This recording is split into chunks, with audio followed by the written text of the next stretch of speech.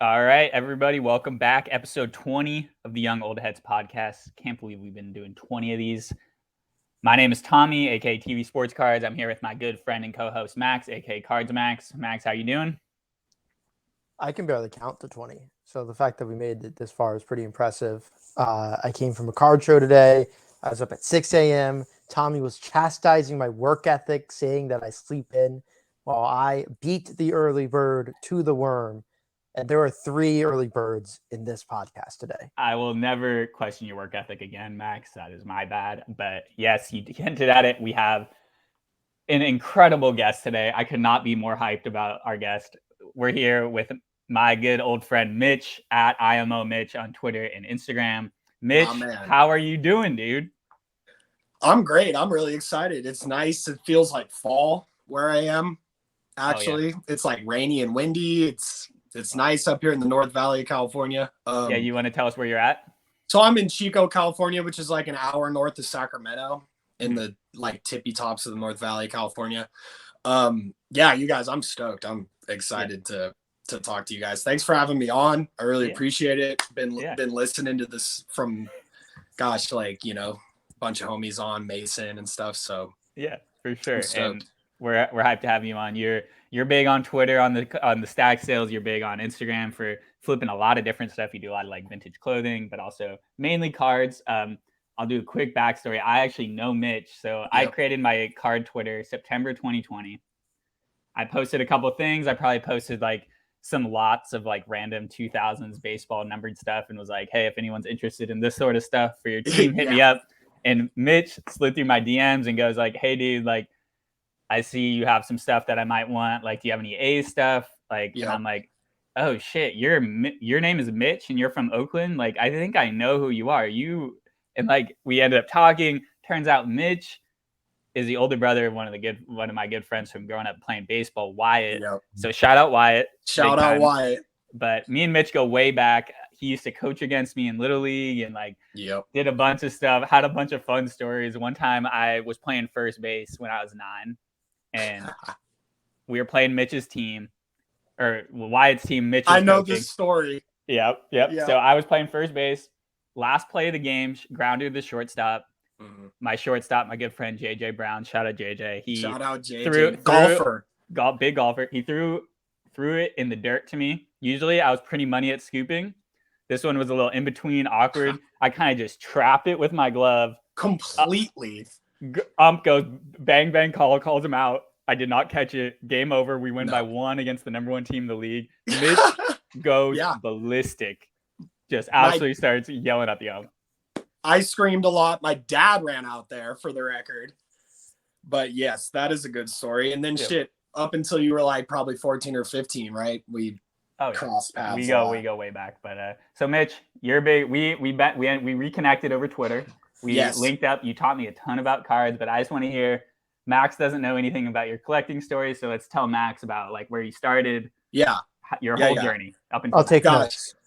Okay, so basically, be as streamlined as I can because I can meander a little bit.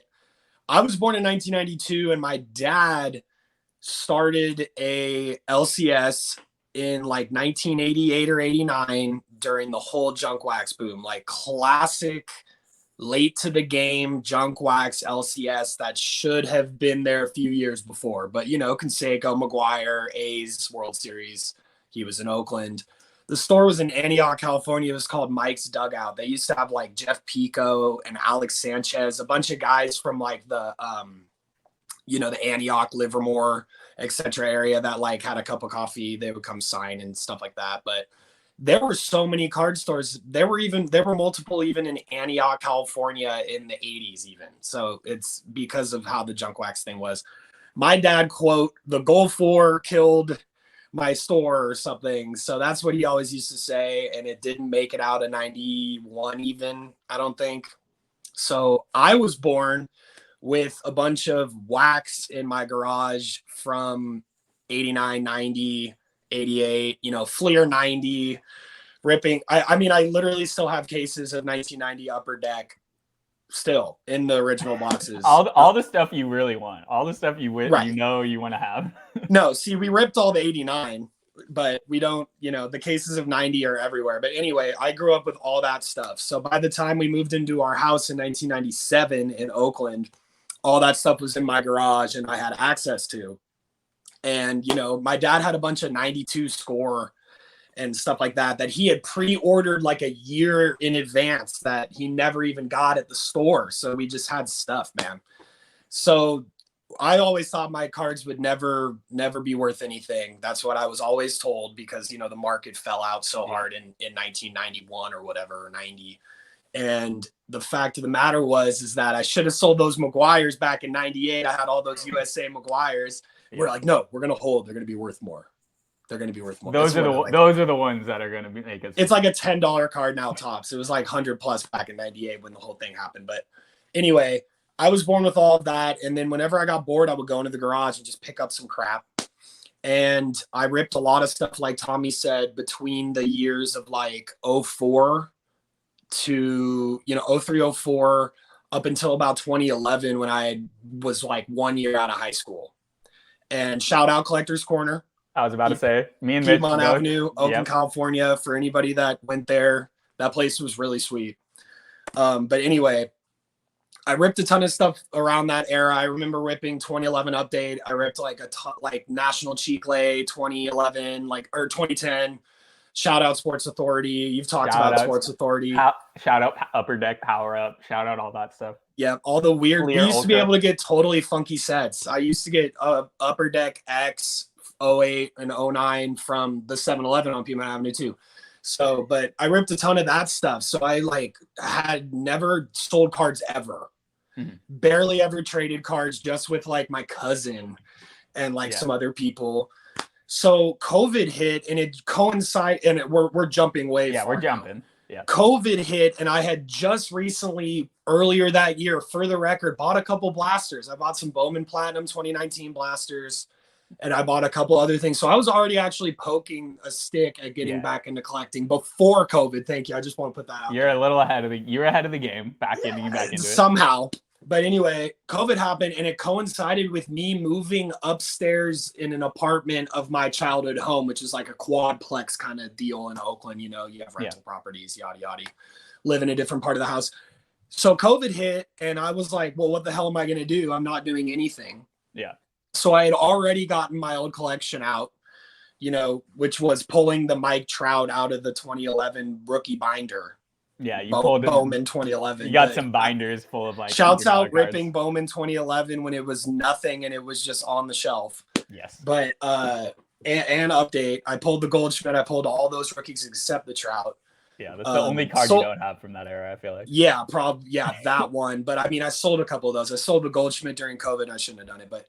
Yeah. Anyway, so that all happened and I was just like, wow, I'm going to get back into this, I think. And I really don't remember how I stumbled on upon card Twitter. It was kind of a chance thing. I was like scrolling on my original account, which I was doing music. I was like, I got a rec degree from Chico State. I do music. I do events. I was in bands. I spent my early 20s in bands and shit. So I have my background in that kind of stuff, like playing local gigs and blah, blah, blah. No real serious bands of note. But anyway, we did all that. Or I'm sorry, I got back into everything and I just found it on Twitter. I found someone was selling cards and I was like, wow, this person is selling cards. And then I poked around more because I had so much freaking time. I mean, this is like March of 2020. Yeah. Like right at the beginning. Right at the beginning. For the record, a lot of people think I've been on Twitter for like a decade, which is funny. But IMO Mitch was created, I believe, in March of 2020. Yeah. And shouts out to Jeff Westmoreland and John Mertz, who were my first two stack sale dudes. Jeff Westmoreland's an absolute legend. Love that guy. Shouts out to Lamar Odom PC. Shouts out to one of the few Angels fans that'll buy cards on Twitter. Do they even exist? There's a few. Besides Shohei and Trout, we're not talking about those guys. That doesn't count. But so I just got back into it and I tried to hit the ground running and I was selling like, $1, $2 cards for 50 cents, which is the shit you got to do to get into, stack selling. Yeah.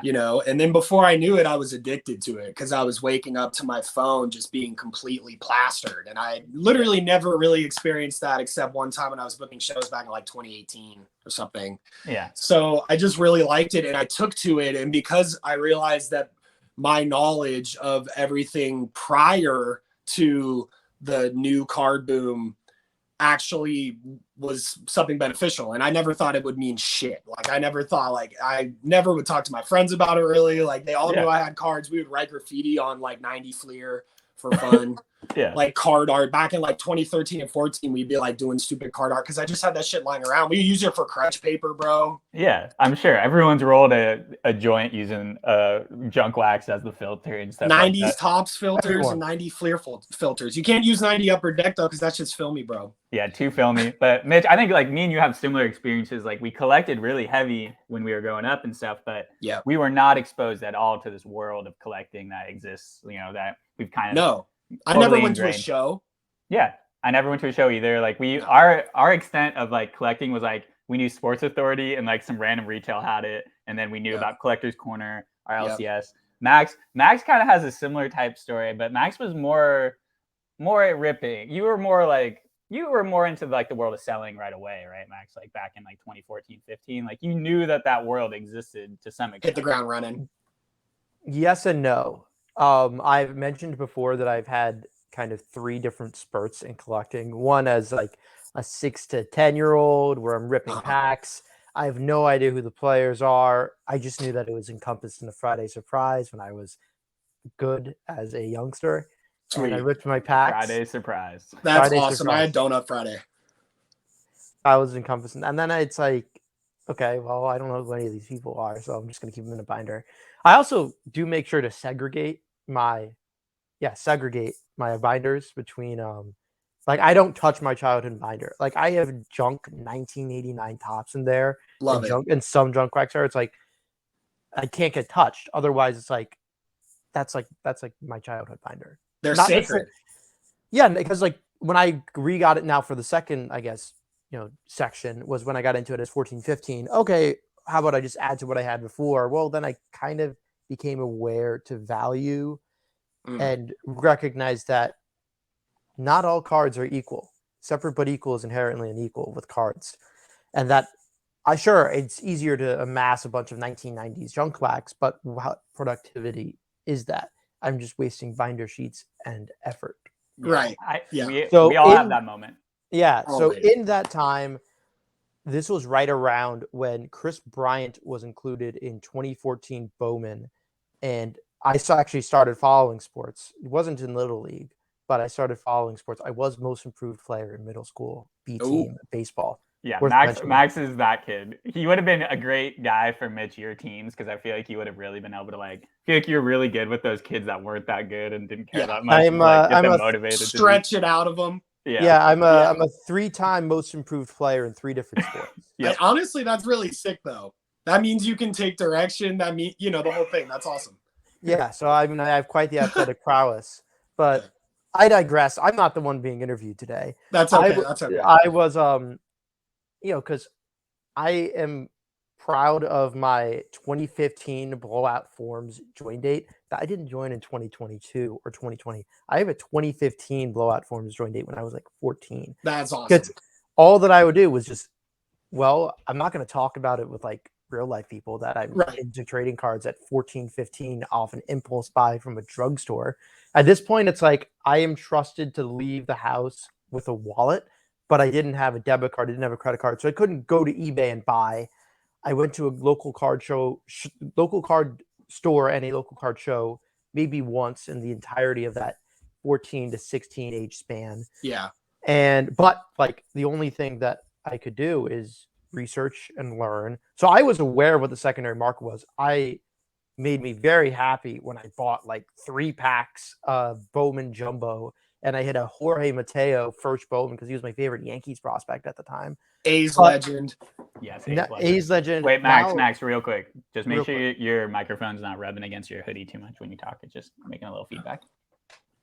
So you were up in it in 2014, though. That's sweet, man, because I had checked out for like a good, 5-year chunk. Yeah, and Mitch, this is another thing. Like when Collector's Corner closed in I want to say 2011 or 2012. Yeah. To me, that was the end, basically, of my childhood collecting. My dad would get me packs sometimes, but not being able to physically go to a card shop at that age is just kills basically all your momentum if you don't have free internet. I didn't have a car. I wasn't eBay was I that took might have been- Bart. No debit card. I no debit took card for Bart me. to go to Walnut Creek to get cards.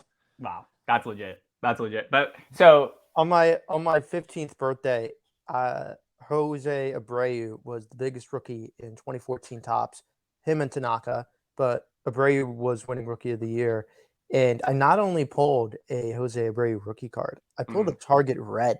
oh I thought I was fucking rich. yeah, He's were at the time. underrated Oh yeah, big time. and undervalued. I now see that it has corner wear. I mean, like, it's ironic, right? Target Red.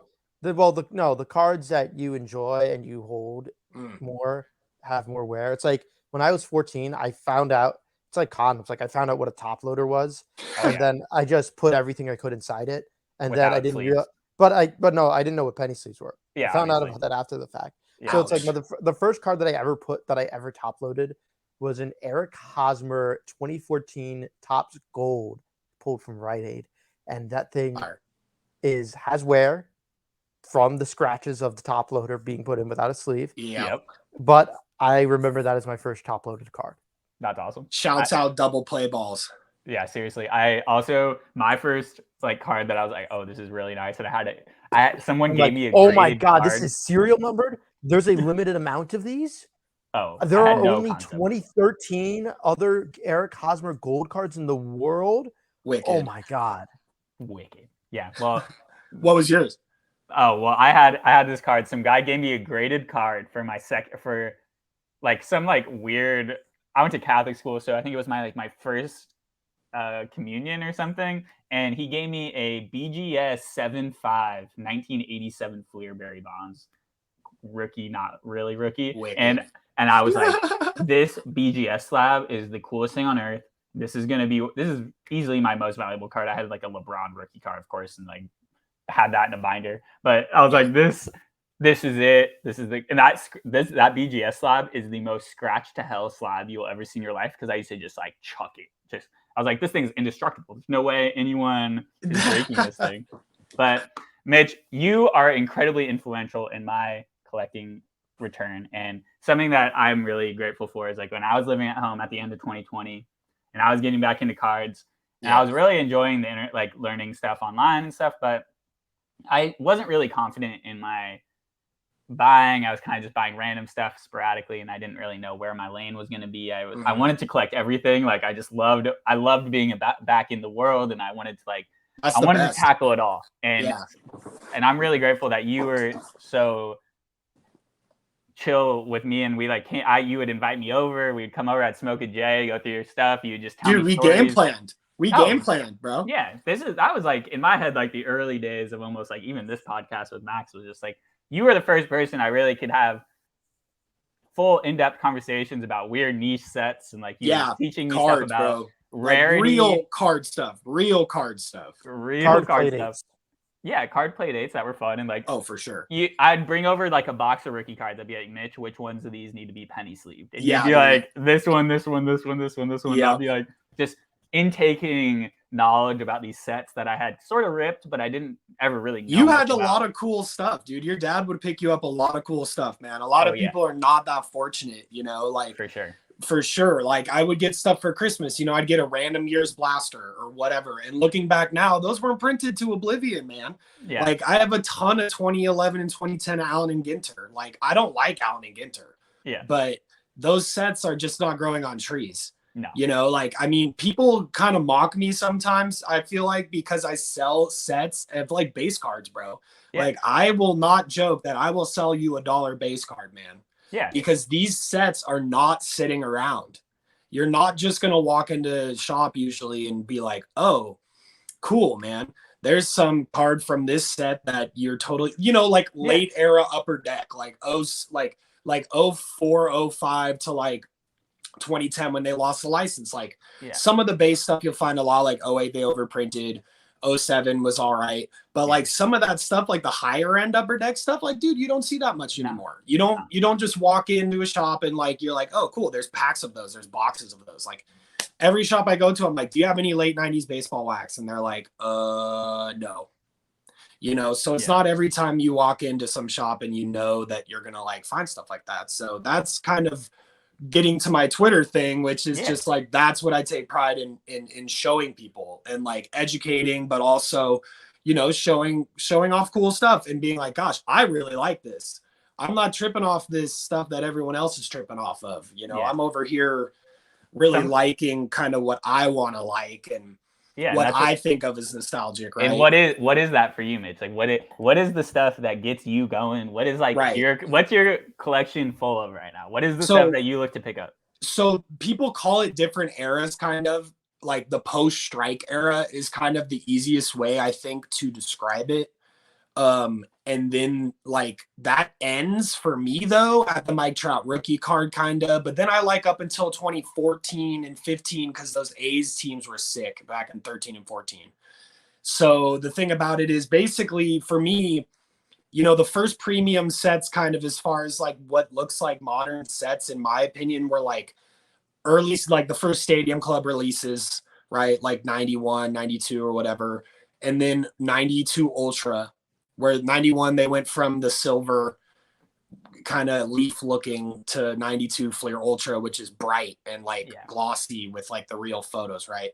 So right around then, like, you know, Pacific Prisms came out in 93. So by the time 93 came around, which is, and this is the stuff that I had growing up that I didn't know what it was. Yeah. It was like a little older. And I was like, what are these singles here I'm looking at? Like, I remember back at Collector's Corner, I bought a 1998 UD Collector's Choice AJ Hinch. Okay. I know it's funny, but the thing is it was numbered out of 100. It's like a prime choice reserve. It has all this like hollow foil on it. It's like really sick. Yeah. Like real heads are going to know what those prime choice reserves are. But anyway, I still have that card. But I remember seeing stuff like that. And I bought like a 95 Pinnacle Ricky Henderson Zenith, like a Pinnacle Zenith 95, which I thought, I was like, holy crap, what is this? That's a base card, bro. Yeah. So I realized later on when I got back into this that like I Pacific brand, Pinnacle brand, a lot of Upper Deck, like inserts, stuff like that. The cooler Tops inserts back when they used to try. Own the Game 2003 was my favorite insert set. Own the Game, yeah, just really nice, easy to hit, a big list, fun. Like inserts used to mean something. Now you get like Stars of the MLB filler, bro. Like the people give those cards away. Yeah, you know. So, but anyway, very much focused on like 93, 94 up until especially 05, because in 05 Donruss lost the license. Going into 06. Donruss Leaf, that whole conglomerate didn't do anything else anymore. Yeah. So it became Upper Deck and Tops basically at the time. Yeah. There's some still Fleer rolling around until like 07. No, because Fleer brand I think was 06. UD used that. They bought them. Bought Fleer. Them, yeah. So the 06 Fleer, that paper crap we used to buy, bro. Yeah. That was actually an Upper Deck release. Yeah, that shit was nice though. I really like that product. I love that set. And the UD started mixing logos with photos, by the way. You'll see a lot of stuff from 06 to 09 where it's like, he's in a Blue Jays hat, but it's an A's thing with a blank swatch. Like, you're like, what the hell? Because Upper Deck got lazy and were like doing the best they could. Yeah. But then they also did sets like in 06 and 07 and 08 where they had like 1,200 people in the set. Like the documentary. Oh, that 08 set. There's Kershaw rookies that are super funky, bro. Like UD documentary. Lincecum, dude, has 1 million rookie cards. Let me tell you. Right, because Fleer or Upper Deck printed Fleer, all the higher Upper Deck sets, all the top sets. You get it. Yeah. So that was my era, but definitely now that I'm like really into collecting, I'm really striking out towards like the 93 to like 02, 03, 04, 05 at the end. Like Donruss Zenith 05, I really like. There's some stuff like that. I ripped that. See, that's sick. I never ripped that, dude. Yeah. You know, like those are boxes I'd be willing to pay 150, 200 bucks for just because of like, you know, you don't find boxes like that. So I've been trying to like early on, I ripped a lot of like Pacific and go ahead. Sorry. Yeah, I want to interject real quick. Not only are you talking about products you haven't had the opportunity to rip, these are products I've never heard of.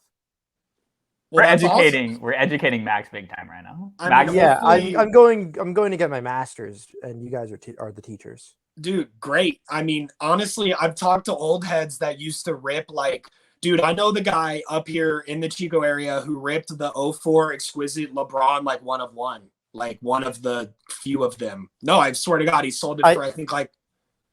Go ahead. Oh no, I was gonna say no. How much did he sell it for? I think at the time he sold it for like, I don't know, like 10, 50K. I don't know, something in that era. $50, yeah. But basically, I know this guy ripped a ton of wax and this and that. And he goes, Mitch, if I were you, I wouldn't tell a soul what you're telling me. He was like, I'm over here educating the public, right? And like telling Twitter about all these 6 sets and all this crazy wax. Now you're going to go find it and you're going to rip it instead of me. Yeah, exactly. And there's only so much of it left. Right. And that's the thing. So, I do have a girl in town here. I know who has a box of 1999 Pacific Revolution. And I've ripped one of them and I know she has it in her storage unit and I could, I should probably go over there and buy that. But anyway, stuff like that, dude, like stuff that is really actually scarce, stuff that is, if it got ripped back then, it's ravaged. Like Pacific, people don't know, Pacific brand especially, they ended in 01. They used to do the half Spanish, half English cards, which is how they got their license back in 1992. I want to say 91. They did that like Nolan Ryan set. And then they had the Nolan Ryan Prisms. They did the Tom Seaver set. They did the 8-man out set. Yeah. But basically, and the Senior League set was one of their first sets. But in 93, they started making Prisms. And all the way up until 01, all of that stuff, in my opinion, is just impossible to find in high grades. Yeah. Like if you go look at these pop reports, bro, you want to get all nerdy with me and go pop reports, which I don't even do. I don't grade cards. I've never subbed on my own. Yeah. The fact of the matter is that these pop reports are like heinously low. Like 10s for Pacific cards are fucking impossible. Yeah. Like I want 8s and these are die cuts. These are their surfaces also of a lot of their sets are horrific. Like 99 Prism, 2000 Prism, that stuff, dude. Like the sheen and the foils, like that's it. It doesn't hold up. I have 2 things to interject with. Please. One, while you guys have ripped all this wacky wax, I will say that I have ripped 2013 NBA Prism and 2014 update at SRP. That's legit. That is awesome. That's legit. I never pulled a Giannis. I swear to God, I pulled a Joel Embiid Prism and that I cannot find it. But, but that's just my memory making up stories. No, that's great. Drawing a corollary to a 1990s set that I am familiar with, somewhat knowledgeable with, and am fascinated with. What is your thoughts on Topps? Is it Topps Desert Shield or Desert Storm? I know it's Desert Storm. Yeah. It's Desert Shield. I know it's a Desert Shield or logo. I think it's Desert Storm is the set. We know what you're referring to, not the Army cards that are easy to find that you've literally found those yesterday. Oh, I mean the Topps, like the nice rare ass. The stuff that came back overseas. That were given to soldiers by Topps in limited packs. Many were thrown out. Right. Many are in bad condition or were condition sensitive, and the 10s for superstars fetch a lot of demand and are worth a good bit. So that's even are just cool because that's the 90s. Right. And there is stuff like that. Like the late 80s Tiffany sets are the same. They're impossible to find. But anyway, what you're saying about Desert. So I had a chance to buy like 3 or 4 commons like 6 or 8 months ago, and I didn't want them. As far as like, if you're trying to get all junk waxy and find scarcity in junk wax, that's the set. That is like, you're spot on. Like that is ridiculous. I have none of them. I have a lot of odd stuff and a lot of rare stuff from the junk wax era, a lot of crazy broders, a lot of different stuff like that, which were like homemade cards, event given out cards. I have none, and my feelings on it are it is super sick. Mitch likes the shiny stuff, though. Yeah, Mitch likes the shiny stuff. Yeah, I even have those errors from that year where they have 1990 football backs. I have like 91 Topps where the back of the cards are 1990 Topps football that like PSA wouldn't grade. My friend tried, but they're authentic. But anyway, I also don't love it. I only kept the Jose Canseco and the Nolan Ryan, because I like the shiny stuff, man. I mean, that's the thing. Like, I really think that people sleep on that era that I'm speaking of, which is the 93, 94, people weren't buying cards. Yeah. There's so much basketball equivalents. Oh, I guess the basketball equivalents of this do fetch a good amount of coin. I think it's more so just the fading to oblivion that is I hate to say it, Mitch, most of 90s baseball add into the fact that most players were juiced anyway. I think that from a history standpoint, but they're thrown in the garbage. Let me interject here because I think this is a good transition to something that I want to talk about. Cool. Because we talked about, Mitch, you talked about your kind of history with like 90s stuff and why you think that is a good way to collect, but also like you're just nostalgia, you enjoy it. But I think something that we talked about a lot when I was getting back into it is just like what you touched on, the rarity of it, but also this idea that Panini has brought back a lot of these old brands that people think are new. So these people think that a lot of these products that Panini's putting out are like, oh, Panini made up this product. But no, this was a lot of the times Pacific products from the 90s that they bought the rights to or kind of just basically copying. Examples off the top of my head, like Crown Royale. That's something that like I definitely thought was made by Panini until we started talking about it. Prism obviously is the main one. There's a lot of. I can give you a really quick timeline. Yeah, give me a timeline. So basically, Panini has inherited Donruss, Pacific. The Fleer and Skybox stuff is with UD, and that's why you see the PMGs, the precious metal gems, which is the Upper Deck stuff. But as far as those other brands are concerned, so you ever rip Chronicles?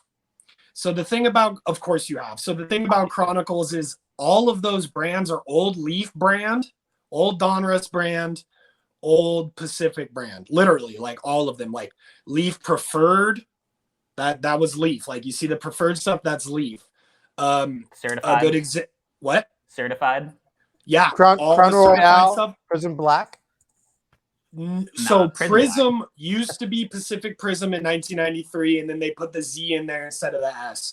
But it is a Pacific product. Titanium even was a Pacific product. There's hockey and football Titanium from 02 to 04. I know they are at least in early Panini inheriting the basketball license.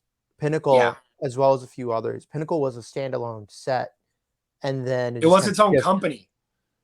No, I recognize that at the time. But I'm saying post Panini adoption of them, they were a basketball set, and then they just get relegated to Chronicles. Yes, exactly. Like 2013, they tried baseball too with like new FX technology and all that. I collect some of that stuff. Some of those new Panini, those are new wave Panini cards, those early 2010s Panini cards. Yeah, designs are so bad. Yeah, no, they really didn't do it justice. Like if you look back at like 1997 Pinnacle Totally Certified, like that stuff is gnar. Like that stuff is awesome. It didn't hold up, logos aside. But today I even bought a 2013 Mike Trout Z team literally today. Like that's awesome. Zenith, they did Zenith. Zenith inserts for Pinnacle release 2013 Panini. But yeah, Pinnacle too. That's another brand I forgot to mention. So for my PC, it's a lot of Pacific, a lot of Pinnacle, and then a lot of the stuff that Panini has ended up inheriting. A lot of the Donruss brands, a lot of the Leaf brands. And, if you go back to 1990 through 93, they were all different. Leaf was a different brand. Not even the one now. The one that's now is not that one, by the way. Yeah, it's not even the same. No, they're actually not connected. But anyway, so that's the whole thing about Panini. That is, they started out as a sticker brand in Europe, dude. Like they, Panini USA then was like, oh, we can try this. They made stickers for MLB back in 89, 90, 91. I don't know if you know that. I have a Ken Griffey sticker from like 1990 Panini. I've seen that. Like, teeny. Really teeny stickers. Yeah, but they did a lot of that because they got in that way. But then it's crazy how it kind of has developed and changed recently. Sure. I do buy Panini wax occasionally because Topps bores the crap out of me. Yeah, you love Revolution and stuff, but that's my favorite brand, dude. And that's only in Chronicles. Basketball collectors really like Revolution. Yeah, I love Revolution for like my stuff, but so I think something that like we're kind of talking around, Mitch, and you've definitely like mentioned it, but I want to like explicitly say is that like Pacific revolutionized the card industry by creating serial numbered and rare ass stuff. I don't know if it was necessarily them because Donruss did the Elite Series. Yeah, I mean, no, I'm not saying that there was serial numbered stuff, but right. In terms of like the out of 100, out of PMGs obviously, but like the really rare parallels and everything that has defined modern collecting, that is literally change the entire industry is Yeah. the stuff that you're going after, like kind of the first of those things, which I am personally super bullish on long term, because that's the vintage stuff to people in our generation. It's the modern vintage. It's we've been talking about this for what, 2 years, I think. You and I. Like, it is absolutely the modern vintage. It's the modern era vintage, man. It's that post wax, because post junk wax, because junk wax was like the peak of what that vintage old school old life collecting was. Like, it topped out, it got overproduced, they overdid it, there were a million magazines, there were a million publications, there were a million cassette tapes, there's a million everything. And then it crashed and burned, and then it was this rebirth along with the strike and then the steroid era. And here's the thing about the steroid era, to turn way back around to what Max mentioned a second ago. Is the fact of the matter is that long term, these guys will be legends and heroes. I don't give a shit what anybody says. These guys like Bonds, McGuire, I sell their cards like hotcakes. Hotcakes. You can't tell me otherwise. All these pitchers too that were able to dominate and are you kidding me? Greg Maddux, top 5 pitcher all time. The fact that he was able to die, and Pedro, circa 99. Top 5 pitcher all time. Late 90s Pedro stuff, with any of that stuff that you have, like, is gonna be so nasty long term. Like 98 Pacific Revolution Shadow Series Randy Johnson, 98 Pacific Revolution Shadow Series Tony Gwynn. They're out of 99. I pulled them out of a pack. You're not gonna. First of all, you don't find those cards. Second of all, when you do, you don't find them in good shape because they're all twacked out. So that's the stuff we're talking about. And like Donruss and Leaf did it too. I think the Frank Thomas auto in card 93 Leaf, right? Wasn't that one of the first ones? Reggie Jackson was the first one in 91 Upper Deck. But yes, this is the stuff that I'm talking about, which is the birth of modern collecting, in my opinion, right? 100%. Right. And that's the what will be, in my opinion, looking forward, the stuff that people are going to be clamoring for. When I'm old and people like me have a shit ton of money and they got to deck out their man cave in 30 years, really, they're going to need that time. And we already see it with PMGs. Like that, PMGs, the prices those things go for are insane. But the difference between a PMG price and the prices of some of these other similar rare cards from the late 90s, the gap is way too big, in my opinion. That is true. Yes, that is a market. That is a market because like you're saying, man, people don't know what I'm talking about, dude. People are like, what is 95 Pinnacle Summit? Max, have you heard of a single set that we've talked about this entire episode, basically? I know the companies. Right. You know the companies. I just got into it because 2020 tops, 2019 tops, I ripped a lot of that stuff. And, it's fun and you do get some stuff. But overall, man, it really helps to look at a really crazy looking base card. There is some, don't get me wrong, dude. Like, I have good vintage cards. I have cards that are boring. Like, I ripped 04 tops total, dude. I don't mind boring cards. Hey, don't talk shit about tops total. Bro, didn't I send you like 30 tops total Giants recently? Oh, those are going straight to the binder. Dude, I knew, that gets me back to like 09 tops Emerald, bro. I was in this place called Willows, California yesterday. I was all morning. I was literally just at a community-wide yard sale event. And I came up on this box of junk wax, but at the end was this 09 tops Emerald Nuts.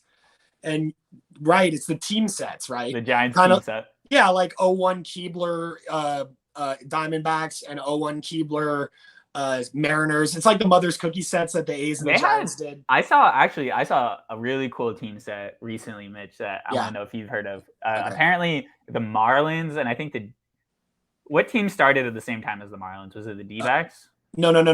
It was the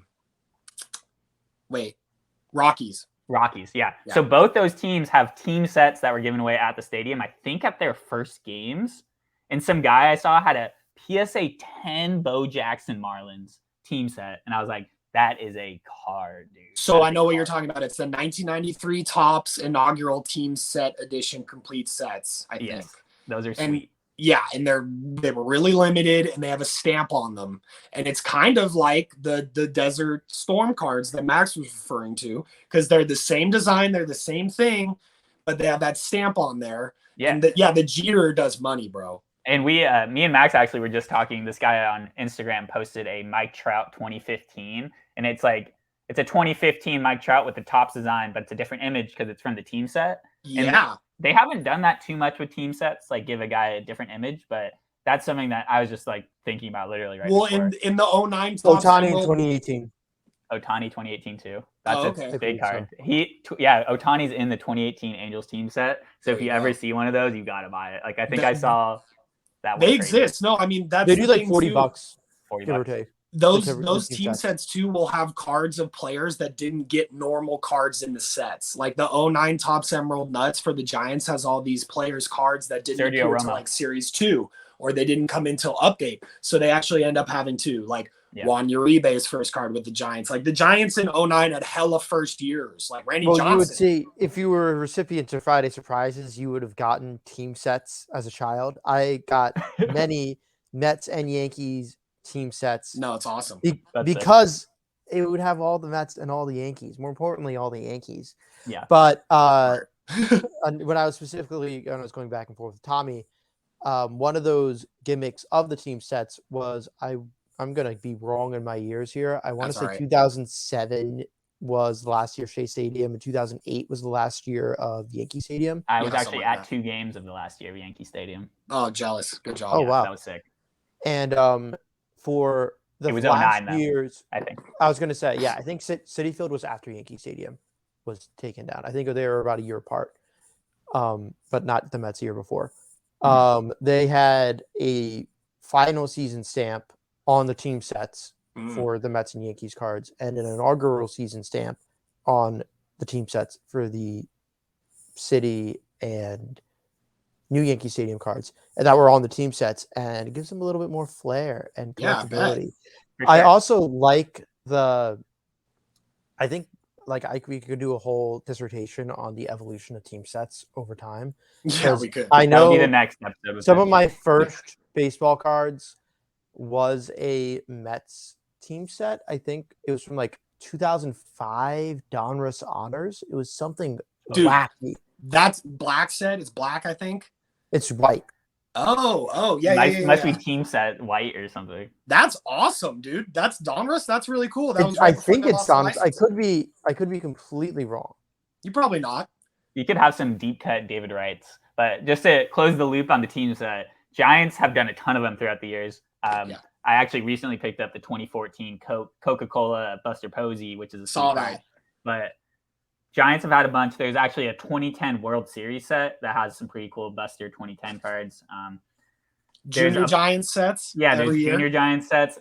So shout out team sets. If you're a team collector at all, go on TCDB, figure out what sets your team has had in the past, and I'm sure you'll find some cards that you've never heard of before. But Mitch, go ahead. You mentioned that you have some vintage cards, and you're actually you're the owner of probably the coolest vintage card that I've ever seen. And this is a card that broke the internet.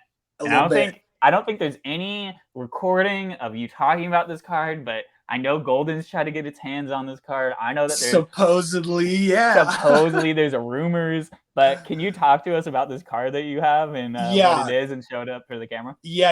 I'll try to get it unglared. So this is the 1972 Topps Ellis D card, which is shouts out to the Pedro Martinez super collector, something Knutson. I can't remember his handle completely. Yeah. But this card is a 1972 Topps Doc Ellis printing error. Yep. And basically it looks like it's all tripped out on acid. And as we all know, or if you don't, look into the story about Doc Ellis taking acid with his girlfriend one night and then figuring out when he got to the park in the morning that he had the spot start. And then he threw a no-hitter. Yep. So there's a famous YouTube video about it. But yeah, anyway, I go to my local LCSs and such, and I dive through boxes and I sit there and shoot the shit for 2 to 4 hours, man. It takes time. It takes time to do what I do and stack sell so much and find stuff. A lot of the time you're paying for the card as well as my eyes and my brain and my time of the whole thing. You know, Yeah. it's a lot. For sure. But so anyway, this card, I was just sifting through vintage at an LCS, and I pulled it out, and I was like, anyway, it got told to me later that 2 of the 4 plates misfired of the printing plates, right? Of the, different colors. Yeah. So it's all off image. And I forgot the exact name for it, but I was on some forums and I learned that there is a name for it, and others do exist. However, they're all different. Yeah. No one looks the same. No one fires and misfires the same. The 72, I think it was 72 and like 75 sets in that kind of era between those of a lot of like miscuts. 75 was bad. When they were throwing a lot of color in the lots of color and a lot of like misfiring, a lot of like, that's why high end stuff and high grades and PSA of those cards like do well, because they come out the pack crap, man. Yeah, for sure. So anyways, this Doc Ellis card, I posted it on the internet on Twitter, and people were really excited and ran with it. I got some inquiries, and people, shouts out to anybody who hit me up about the card. People try to get me to sell, and I'm just so stingy, dude, because Tommy, like you say, bro, like we're true collectors first, man. I just want to put that out there, like I sell cards to fuel my addiction and pay some bills, Yeah. And we're card collectors, dude, like first and foremost. So the thing about this card is I had to balk at everything. I got offered a Tatis auto, low numbered. Yeah. I got offered yeah. But anyway, the thing is I want to authenticate it just to make sure it's 100% authentic. I'll get that shit together at some point, even though I'm always scared to send my cards off. Yeah. I just got lucky, man. But that's what it's all about. Like, right. We talk about this. Max knows about, like, me and Max talk about this too. Like, you have to really kind of grind and sift through a lot of boxes, and you can find absolute gems of like unique, cool stuff that no one else has, that you can find for cheap if you just put in a lot the time. And I know not everyone has the time to do it, and it's not for everybody. But no, that's why you buy my stack sales. Yeah, that's why you follow IMO Mitch and like see what sort of weird shit he's posting. But that Doc Ellis card, the perfect misprint to make it look like you're tripping on acid while looking at the card of the dude who is absolutely iconic for his acid experiences, is such a cool piece of collecting history, in my opinion. And like, I'm jealous. I know a lot of people are jealous of it, and I hope you never sell it, dude, because that card represents your collection to me. They're just like weird shit, like cool stuff. I know you have a lot of. You're not wrong. You got like the puffer bong type stuff, like hey, bro, don't sleep on the bong puffer 03 combo rookie, or is it 01? I think it's 03. Okay. But don't sleep on those sets either, man. Like those are the years where Topps didn't print it into oblivion, dude. And also those early finest sets, like, but also like the early Chrome sets, you know, like Stadium Club Chrome 2000 you were talking about the other day. Yeah, I found a Josh Hamilton 2000 Stadium Club Chrome, one of his 40,000 X rookies that he has. God, so many. Like the Verlander problem, like you guys were, or David Wright. Yeah, all those guys, dude. All those guys. Miguel Cabrera, like all that. 40 jillion rookies, But go ahead. All right, wait, no. Finish your thought. Oh, I was just gonna say, like, those rookies are the most fun to chase, bro. There are people that chase the Topps rookies and want to get all the rookies and the Topps rookies and the hoots and then the But for me, bro, I'd rather have those stupid unlicensed signature rookies of Miguel Cabrera, bro. You're the dude that collects Minnesota Twins David Ortiz cards. Yeah, that's what. Yeah, that's part of my PC, bro. Like thoroughly. Yeah, I mean, dude. I have like a 99 numbered Prism. I pulled a hollow gold 98 Pacific Paramount out of a pack. I was like, this is meant to be, bro. I got a PC this shit. Yeah, that's legit. Dude, you gotta listen to the. I just go out in the world and listen to what's in front of me, and I'm like, well, this is cool. I can do something with this. Like, this card is cool. Make a stack. Go. Keep half. This and that. So. You get it, man. We're going to get so deep on this, Mitch, in your second episode about your strategies when you buy like lots and how much you keep. Oh, please, bro. I want to get into that for sure. Dude, I'd be honored to repeat, honest to God. I mean, I also want to just take a quick moment, though, too. Yeah. Just to, like, thank everyone on card Twitter. Oh, for real? No, just, like, off top, Yeah. Like, I'm not very vocal all the time about, like, hobby stuff or matters or drama. And I tell you, my mute list is quite long. But you stay out of the drama though. Yeah, dude. Like that's not why I'm on card Twitter. You know, I'm not gonna talk crap about anything. You know, it's not my lane, dude. I'm trying to talk about cool cards, dude. Period. Like trying to look at cool stuff, trying to get feedback. Like I really appreciate anybody's feedback, man. When I post anything, you know, I champion dollar cards, dude. I champion 50-cent cards. Like, bro, when I go and I find those O2 Gold, Zito, and Miguel Tejadas that me and you and Max were talking about like the other day, you know, like shouts out to everybody on Twitter, you know, because like I feel like we're really lucky to have that community and to have all of those people that want to talk cards, and it's an outlet for so many people. And I know people have talked to me like, dude, you helped me, man. Like just that I could comment and hang out and buy a couple cards and and it's like helpful for me too, man. You know, therapy, dude. I go to these LCSs, I go to these thrift stores, and that's therapy, man. It is therapy. Max, you have anything you want to give a shout out to card Twitter, Max? I know you're like just as big as Mitch on card Twitter. You have anything you want to say to the people? You're more about the controversy though. He likes ultra modern, man. Yeah, he's ultra modern, man. I like my cards. You like your cards. You like the modern cards. While I was dumpster diving today, I got a Chance the Rapper card for 35 cents. That's what it's all about, dude. That's a win. So it's the same, even when you're an ultra modern card Twitter, because that is a different card Twitter. And then there's this was IRL. I know. Yeah. What I mean is those things overlap, even for old guy junk wax Twitter like me, right? And then ultra modern card Twitter, you both find snipes. It's both the same thing. It's awesome. I woke up this morning at about 15:30. I couldn't sleep. I was planning on waking up at 6, and Tommy scrutinized my bedtime habits. All right, we already talked about this. I already apologized. And it was worth mentioning a second time. But I drove over to New Jersey. I got to my card show at like 7:30. I was tabling, maybe worth the fee, maybe wasn't. Maybe it wasn't.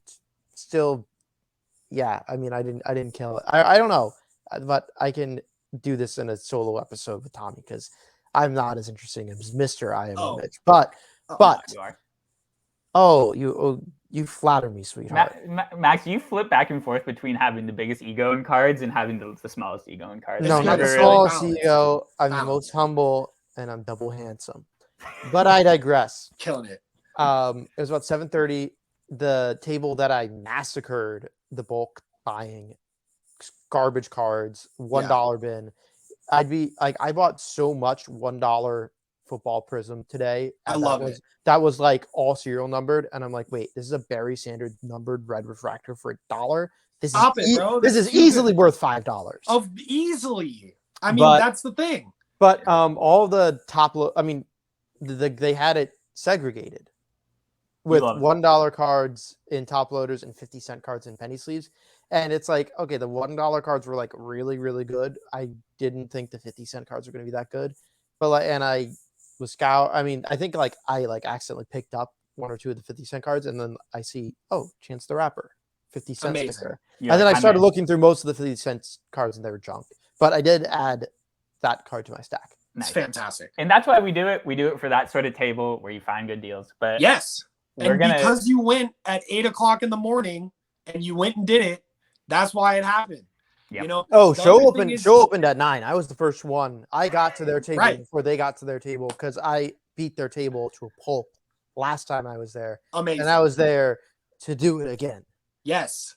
Oh, dude, I'm going back to where I got the LeBron and the Justin Verlander and all the things that I got last week. You know, I'm gonna hit that thing for like 4 hours soon. Yes, we're gonna keep hitting it till it can't come and release cards anymore. And this is a perfect transition to the way that me and Max like to end every episode, which is we like to talk about a recent pickup from the last week. And Mitch, you kind of teased your pickup that I feel like you're going to talk about, but I'm gonna start us off here because I bought a card on eBay this morning. Yeah. And this is the first time in my entire life I bought a Jeff Kent card on eBay. Bro, shouts out Doubles and Homer's Machine. Yeah, shouts out Survivor. Yeah, shouts out Survivor. But I bought a card that I did not know existed, and I bought it immediately. It's a 2004 Donruss Jeff Kent game-used baseball from Game 5 of the 2002 World Series, piece of the baseball on the card. Show it. That's cool. I had no idea that there were World Series authentic relic cards. This is something that I've been looking for. I talk a lot about how I love the NBA Finals stuff that Panini does. There's this thing called Topps Now. Topps Now is boo-boo. I ain't trying to fucks with Topps Now, bro. Yeah, me and Mitch don't really fuck with that. But it that. has the postseason relics.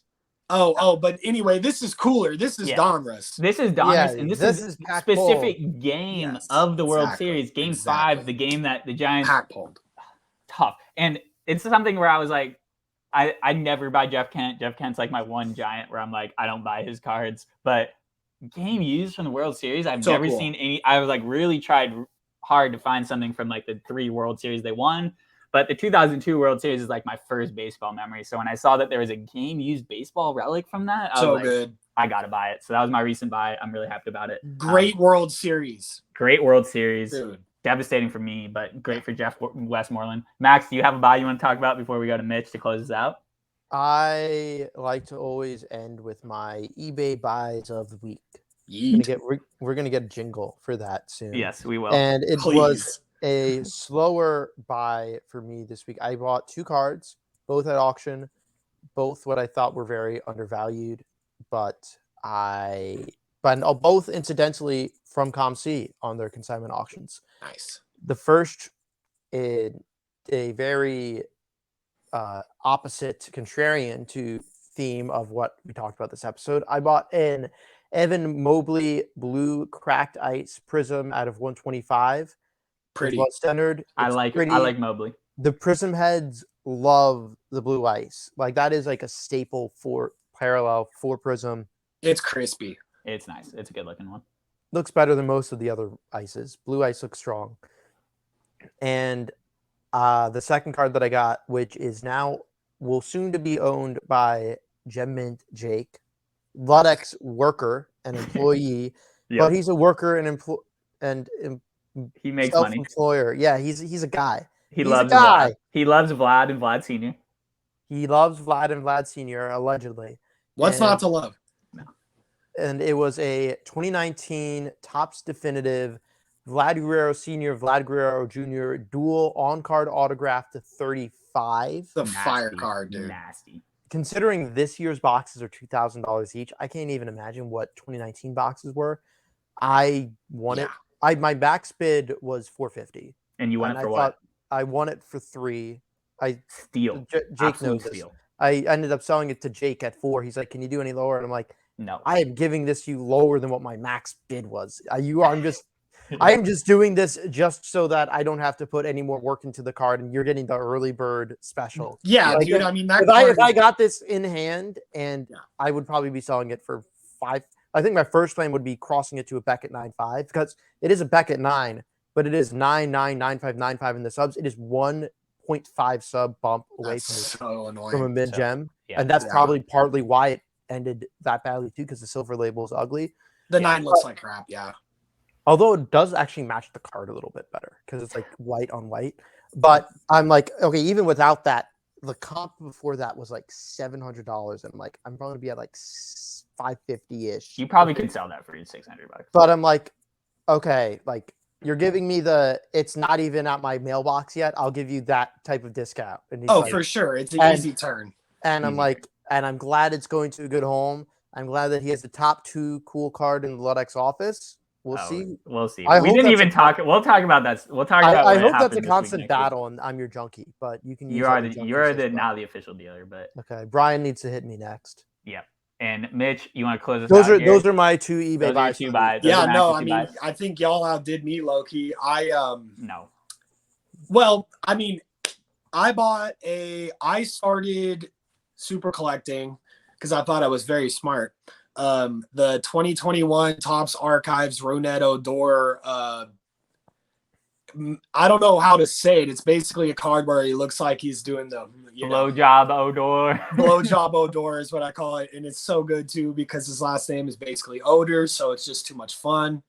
But anyway, I got the base a while back, and I forgot that card existed, and I was like, dude, why are people not tripping out more about this card? Because that's one thing I love so much about Junk Wax is there's a bunch of funky cards. The Paul Gibson where the guy's like feeling his crotch at second base. There's a bunch of the Rick face card. It's not just the fuck face. It's not. And then the Craig Nettles asshole card. Oh yeah. So there's so many good ones like that. So I was like, dude, Topps knows when they do this with the Bong Puffer card. It's the same shit. Like to think Topps doesn't know. And Archives is good for gimmicky stuff. They did the Sandlot set, which is epic, and I'm slowly, meticulously adding those. But anyway, I got the Odor out of 75. It's a red, and I think there's like 4 parallels, and I didn't know, but this guy shouts out to Life for Gerald or something like that on Twitter, was like, dude, I have like 100 copies of that card. I was like, dude, he's like, I'll fight you for the 101. I was like, I would yield, bro. Yeah.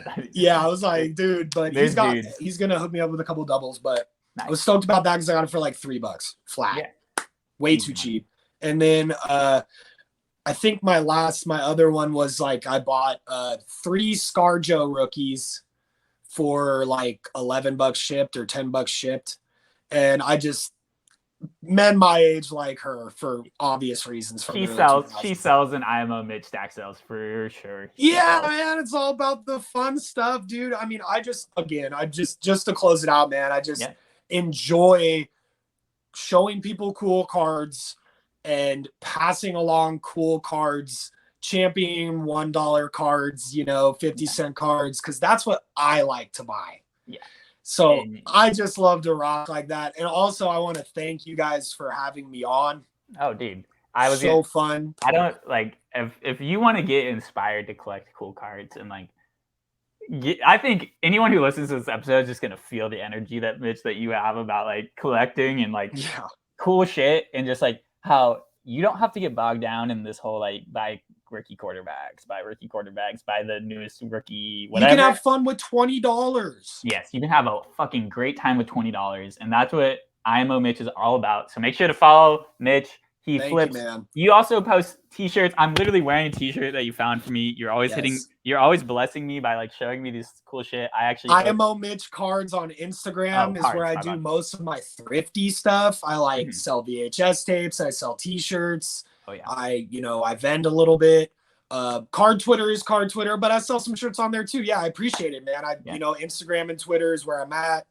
And I appreciate you guys. Follow Young Old Heads, obviously. You probably dude. You're Mitch, you're the man. And like we're both from Oakland. We're always looking out for each other. I appreciate you, man. Appreciate you too, man. It's nothing but love, bro. I would never be where I'm at in the card world if I didn't meet you, dude. Because you like gave me like 500 followers like one of my first days by tweeting about me. Like I would never have gotten so into it without you. And I'm just hyped that you were able to come on and talk. And like, I know we're going to have another episode with you. I mean, we haven't done an over an hour episode in a minute. I knew this one was going to go over an hour, easy money. We could talk for 2 hours. Oh, dude. Yeah. No, you got to cut me somewhere, Bo. Yeah, I got to cut you off. I cut Max off while we're hot. We're going to cut off while we're hot. Max, you have anything you want to say before we say goodbye to the listeners this week? He might be frozen. Collect. You can collect a lot of things. You can collect a lot of things. And I think that's a good note to end on. So make sure to follow at I Am Mitch. I Am Mitch Cards. We're Young Old Heads. You know where we're at. I'll post our ads in the description. But dude, this was a blast. If you have any questions, like Mitch is a great guy to ask questions about it. And if you have anything to know about the era of stuff that we talked about, I know some stuff, but Mitch is the main guy. He is like the grandfather of the Young Old Heads, I think is a good nickname. But we'll see you guys all next week. It won't be quite as fun without Mitch, but we'll be back next week. And I'm going to be listening. Peace out. Peace out.